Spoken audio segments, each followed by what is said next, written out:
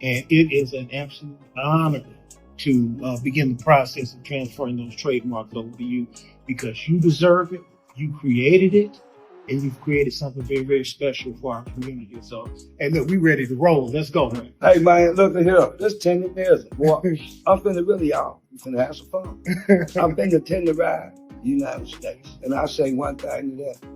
Booyah. My man. What happened, or what is your relationship with Walter? Because that kind of separation seemed to be the epitome of a good thing that then separated. But what actually happened? Because it was a little inconsistent. Did he leave? Did he stay? Or maybe you could share your side of it, of what happened with Walter Johnson. It is disappointing. I did not want this to happen. Walter and I have been realizing for like 6 months before he left that this was bigger than we ever expected. And we've already been through bigger than we ever expected multiple times, but this was different. And we had talked all the time about how the internet was trying to do their divide and conquer on us. And he would be the first one to tell me, he's like, Nick, don't worry about it. We're good. Don't let them do this. What I feel happened was the noise got really loud to where people who originally loved Walter started saying a lot of negative things about him that he did not like.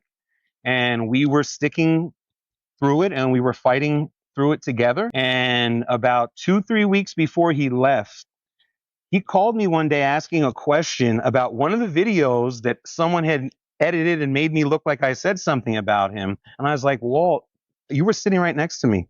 I was talking about myself.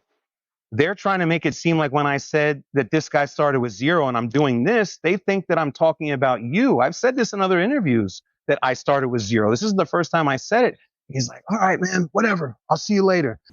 That's kind of fucked up how they doing the dude. Well, he supposedly says he left now. I don't know. He's going to start his own thing. So if you I want saw something about it. What happened, Right. D? People don't know what happened. Oh, yes. A lot of people know because that's one of the most viral stories of the year. So can you give a little brief description? Mr. Tendernism, they used him as the face of this barbecue spot in Southern California.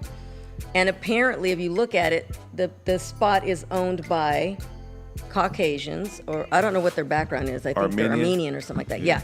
But he brought them the biggest following and a lot of, publicity by being the face of that barbecue spot. But it wasn't his barbecue spot.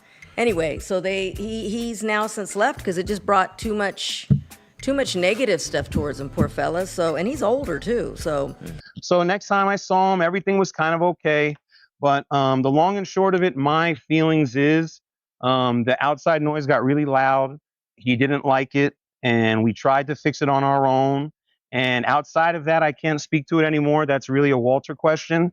But the opportunity that came to him was something that he discussed with me multiple occasions.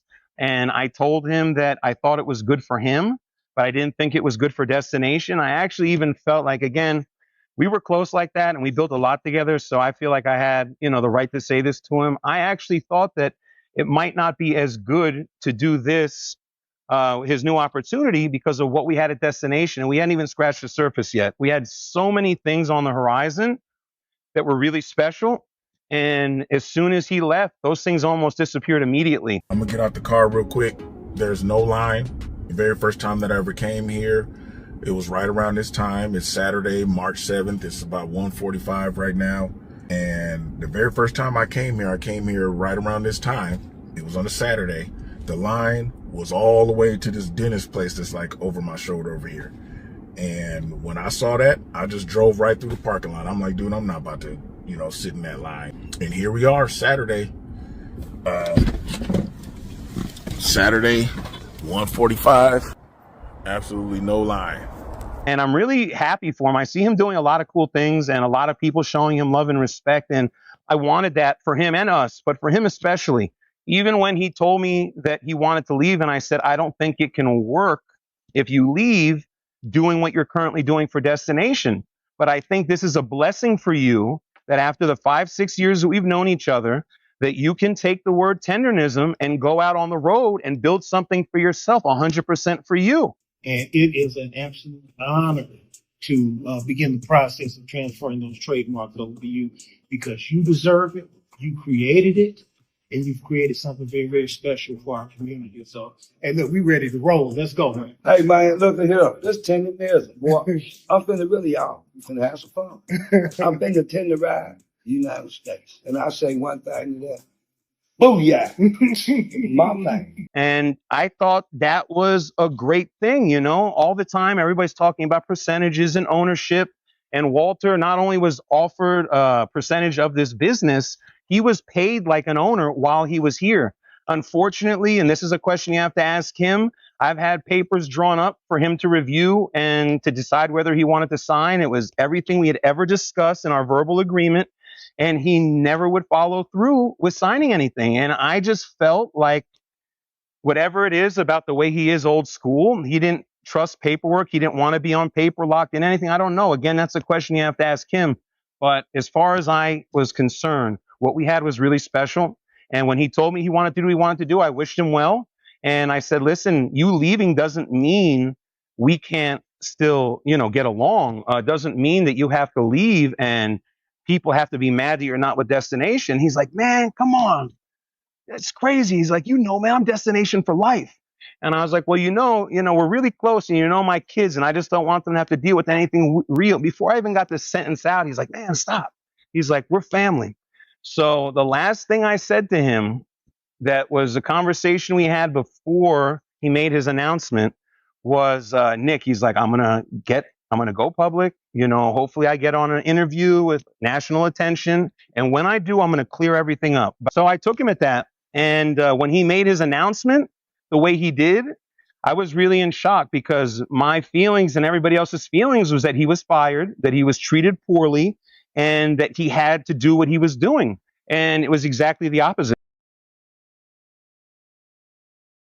It's been told wrong, so I don't want to speak on it, but it's not what everybody thinks. It's cool that he getting his own spot, but the dude, to my knowledge, didn't do him dirty. That's something that somebody ran with and turned into some other shit. I appreciate your saying this, Craig, because I kind of, okay. No, but yeah, I mean, that's the way everybody understands it. I don't want to tell the man's business, Mr. Tenderism, because it ain't my business to tell, but that the way we all know the story is not exactly how it happened. Okay, there the you go. dude is actually pretty cool. Who's the dude? The owner. The white there he guy. is. Yeah, the owner. Okay, well, I'm glad you're all his speaking on homies, it. you know, he messed with a lot of brothers and stuff, and you know, they had a partnership. He wasn't taking advantage of it. Oh, so he did have, okay. Yeah. Now, the ownership part that you just spoke of, is that similar to what happened with the trademark? So the trademark, that's totally different. Okay. So trademark, I wanted nothing to do with back in 2024. Walter Walter was shopping, he told me, and some guy in a grocery store came up to him and mentioned Tendernism, said, hey, you should trademark that. Another person said something similar to him a few days later, and he came to me with it. I was like, listen, Walt, I don't know anything about this. Back 2024, like I said, we weren't making a lot of money still. Revenue was coming in, but I was focusing on not selling out every day. We were cooking off site. We had one smoker to cook for all these people that wanted to come in and eat. So I wasn't really thinking about it. And if anything, Black Diamond at the time had more resonance than Tendernism.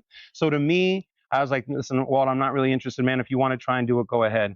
So he tried to do it on his own. And about 3 months later, he got an email and a text message basically saying that it didn't go through.